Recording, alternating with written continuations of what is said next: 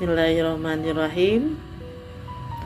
Jumpa lagi dengan Ibu dalam mata pelajaran Pendidikan Agama Islam dan Budi Pekerti kelas 8. Kali ini kita akan membahas tentang jiwa lebih tenang dengan banyak melakukan sujud. Perhatikan peta konsep pada layar.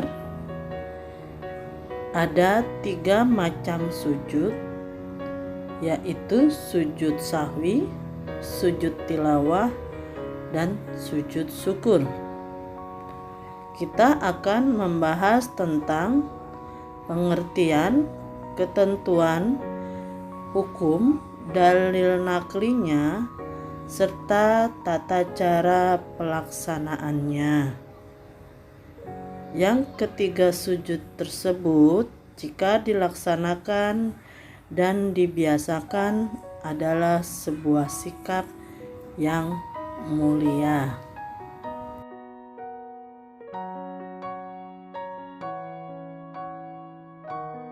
Sujud sahwi adalah sujud yang dilakukan karena lupa atau ragu di dalam sholat, dilakukan sebanyak 2 kali setelah membaca tahiyat akhir sebelum salam. Hukum melaksanakannya sunnah. Di layar ada dalil sujud sahwi, hadis Nabi riwayat Imam Ahmad dan Imam Muslim. An Abi Sa'id al-Khudri qala an-nabiy sallallahu alaihi wasallam idza ahadukum fi salatihi falam yadri kam shalla salasan am arba'ah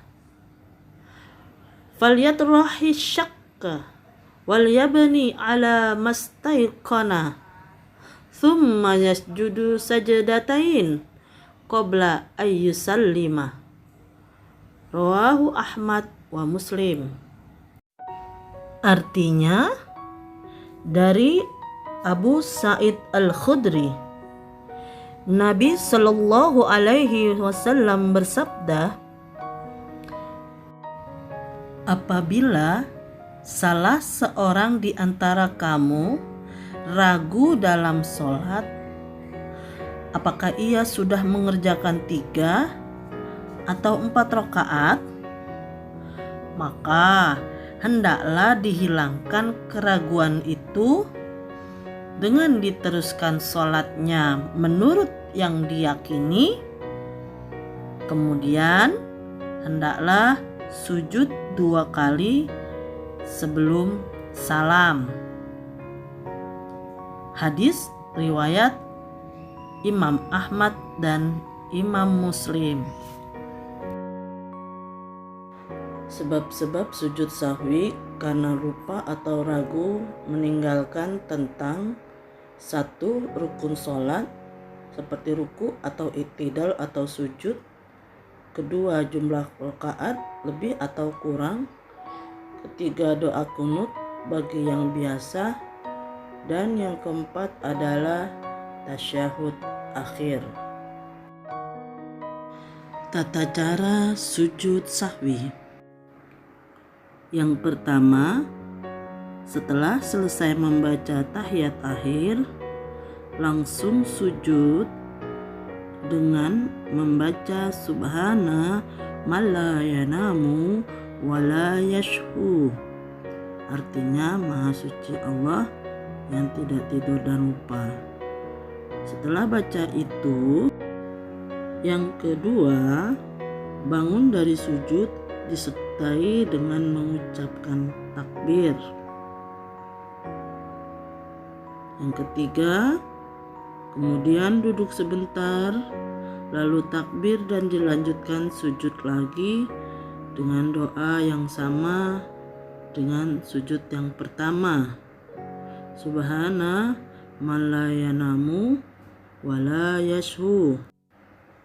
Dan yang terakhir, yang keempat, duduk kembali dan diakhiri dengan salam. Hikmah sujud sahwi. Pertama, manusia tidak boleh sombong atau angkuh karena manusia tempat salah dan lupa. Kedua, kita diajarkan untuk bisa memahami bahwa orang lain juga bisa salah. Dan yang ketiga, memberi maaf kepada orang yang meminta maaf. Yang kedua, setelah sujud sahwi, yang kedua adalah sujud tilawah, yaitu sujud yang dilakukan karena membawa ayat-ayat sajadah dalam Al-Quran ketika sholat maupun di luar sholat, baik pada saat membaca atau menghafal sendiri atau saat mendengarkannya. Hukumnya sunnah. Perhatikan di layar. Ini adalah hadis Nabi tentang dasar hukum sujud tilawah.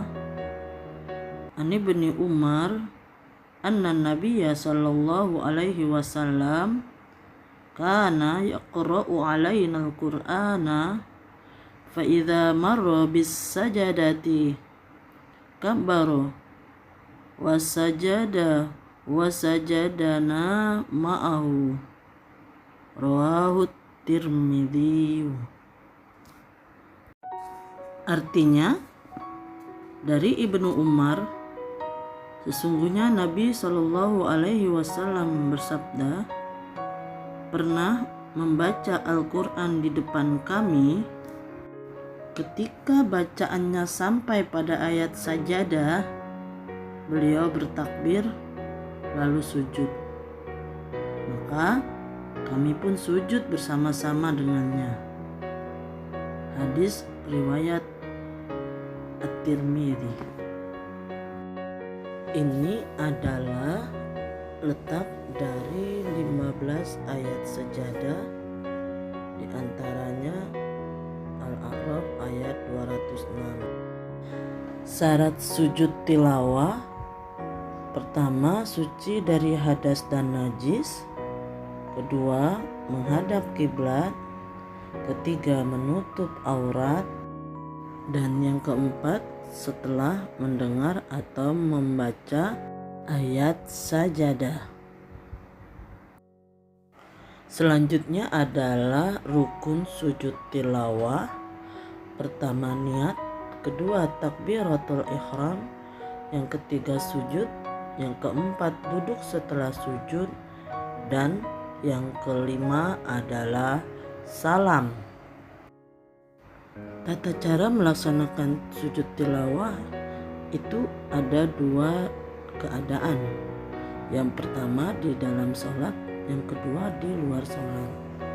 Ketika di dalam sholat, maka ketika sholat mendengar atau membaca ayat sajadah, langsung sujud, kemudian melanjutkan sholatnya lagi. Jika di luar sholat, maka lakukan seperti rukunnya. Bacaan sujud tilawah. Sajada wajhi lillazi khalaqahu wa syaqqa syam'ahu wa basarahu bihaulihi wa quwwatihi. Hikmah sujud tilawah. Pertama, dijauhkan dari godaan setan. Kedua, lebih menghayati bacaan dan makna Al-Quran yang sedang dibaca atau didengar. Dan yang ketiga, mendekatkan diri kepada Allah Subhanahu wa Ta'ala. Selanjutnya, yang ketiga adalah sujud syukur. Sujud syukur adalah sujud yang dilakukan ketika seseorang memperoleh kenikmatan dari Allah atau telah terhindar dari bahaya. Hukumnya sunnah.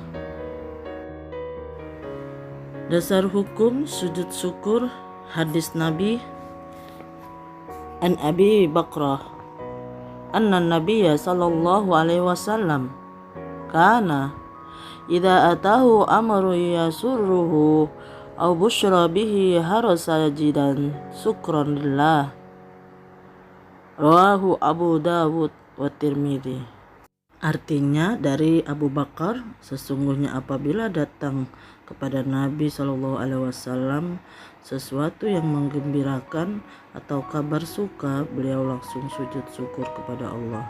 Hadis riwayat Abu Dawud dan Tirmidzi.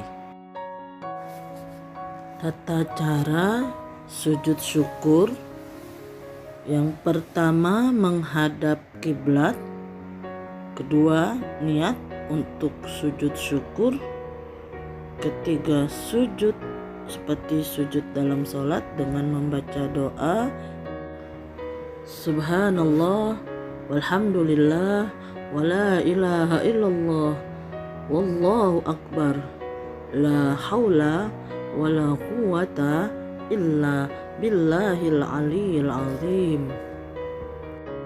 Setelah itu duduk kembali dan terakhir salam.